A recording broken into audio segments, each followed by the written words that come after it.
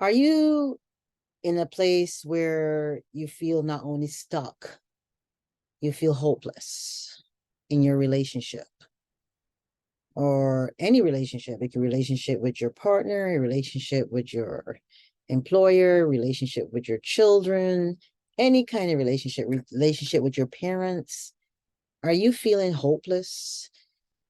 Did you wake up today and just the thought of yesterday and the memories of yesterday and the possibility of what waits for you today has you crippled and has you to the place where you don't even want to get out of bed? Has anybody ever felt like that? Just because I counsel for a living doesn't mean that I've never felt like that in my life. They say if you keep on living, you will experience it at some point. But let's be real here. Every day is not a holiday. Every day does not feel like Christmas. And every day doesn't have the potential to make you feel as though you're going to be on a high. Mama said there are going to be days like this. There are going to be good days and there are going to be bad days. But most people want to not talk about the bad days. They want to talk about the good days. And when you do start talking about the bad days, people tell you you're complaining, or some people don't want to talk about the bad days because they don't want to complain or vent to other people or make other people feel like, they're victims or they're are they unable to do anything about their situation or circumstance. But the truth of the matter is, sometimes that's just how you feel. You feel like you're so stuck in this situation that there's no way out. There's nothing that is going to help you get past the situation and nobody that can help. If you're there, then continue listening to me, please. Don't click off. I think that one of the most important things in this world are relationships. I think relationships come to our lives to help us to do better, to help us to become better, to teach us lessons and give us experiences that we will not have learned if we were living in solitary confinement or alone. I think relationships are beneficial. I think the problem with relationships is when people sacrifice their own selves and get into relationships looking for other people to give them what they cannot give themselves. Most people that do that show up in relationships as escapists, as escape artists, if you want to say Houdinis.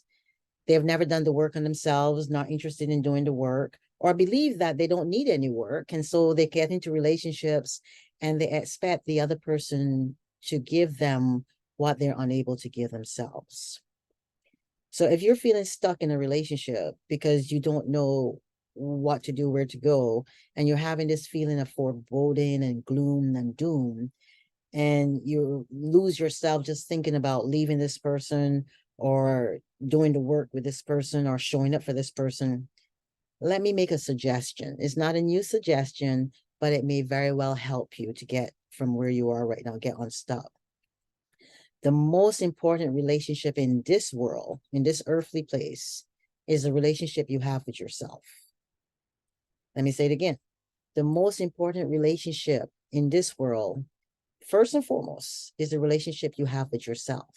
All other relationships are an extension of the relationship you have with yourself or a byproduct of what you bring to those relationships. If you're at discord with yourself, if you're not at peace with yourself, if you don't like yourself or love yourself or understand yourself, then it's going to be really difficult for other people to understand, like, and love you as well. If you don't know who you are, is it a reasonable expectation to expect other people to know who you are or to show up for you in a way that you don't even know how you should show up for yourself? I think unrealistic expectations is something that I love talking about, and especially with this topic, because many people want others to show up in a way for them that they're unable to show up for themselves.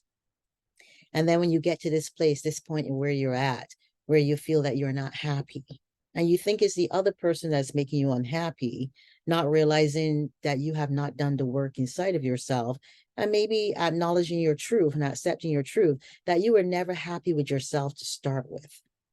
You came to this table empty, expecting to be filled. You came to this table with a half full glass or maybe a quarter, maybe a little bit less, expecting somebody to pour into you what you were unable to pour into yourself. It's time for reflection. Take a step back and ask yourself, how much of the problems am I experiencing right now in this relationship related to me? How many of the problems in this relationship truly have to do with me? Because it's so easy to blame problems on somebody else, especially if there's another body present. A warm body is better than a dead body, I say. But how much of what you're experiencing has nothing to do with the other person? And realizing that a lot of that has to do with what you've given or not given, or what you've taken or chosen to take. You are half of the problem. If there's two of you, it's not one person is all the problem. But most people tend to think that. They're like, you're the problem, I'm not. And I've had videos on here that talk about that, about blaming the other person when you're not taking responsibility for your own self. But I'm talking about something really valuable today. Doing the work, the individual work on yourself, understanding who you are, knowing yourself. And yeah, everybody talks about self-actualization and realization and awareness and all that stuff. But the truth of the matter is, if you have an unrealistic expectation for your needs to be met through another person, then you're going to be sorely disappointed every time. When you engage in a relationship, you need to engage in a relationship with this one expectation only, and that whoever you get with, whoever you attract, that person can only complement what is already present. They cannot make you lovable. They cannot make you sweet and trustworthy. They cannot make you happy. Only you have the ability to bring that to yourself. And true happiness is really peace within, not peace without. Doing the work is not as difficult as you think. A lot of people think that the process of counseling or the process of talking to somebody about their issues has more to do with disclosure and telling somebody things that they can deal with on their own. No, a lot of times what you're looking for is clarity. What you're looking for is insight. What you're looking for is somebody showing you or helping you to see things that you may be unable to see about yourself. And in a relationship, that's really hard to accomplish, because in most relationships that I have counseled, people don't like the other person telling them about themselves. Why? Because they're looking for validation in that person. They want that person to tell them they're awesome, they're sweet. And this is not true of every relationship. There are people who generally know how to adult and how to take constructive criticism and feedback, but the majority do not. Most people don't like to be told they're lazy. Most people don't like to be told that they have problems. Most people don't like to be told, hey, you need to fix this, from the other person that they love, because they look at it as condemnation. They look at it as judgment. They look at it as a reflection of them not being good or not being worthy. You are worthy, but your true worth is not found in somebody else and having that person do the work for you. At some point in your life, you have to engage and embark on a process and a path where you have to do the work in yourself. What does that work look like, Ingrid? Well, you and I both know it's not easy. I had to do the work, but it's a matter of introspection, reflection, acknowledgement, and all the things that I said that people don't want to do. Becoming self-aware. And self-awareness starts with self. It does not start with someone else. You have to embark on that path on your own.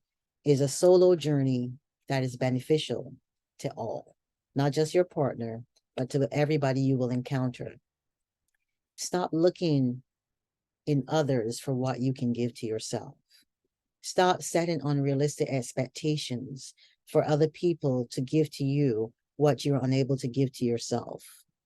And truly embark on a process where you show up, not just as an individual, but as a partner, as a person who gives and a person who chooses to show up willingly. My name is Ingrid Felton. As always, thank you for visiting the YouTube channel. Thank you for subscribing. Please subscribe and become a part of my family.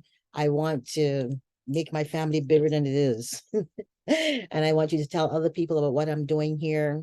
And if you ever have a question for me or you want me to discuss something that you think is relevant, I'm open. Just, put it in the notes and I will reach out to you and see what you're looking for and see what that looks like.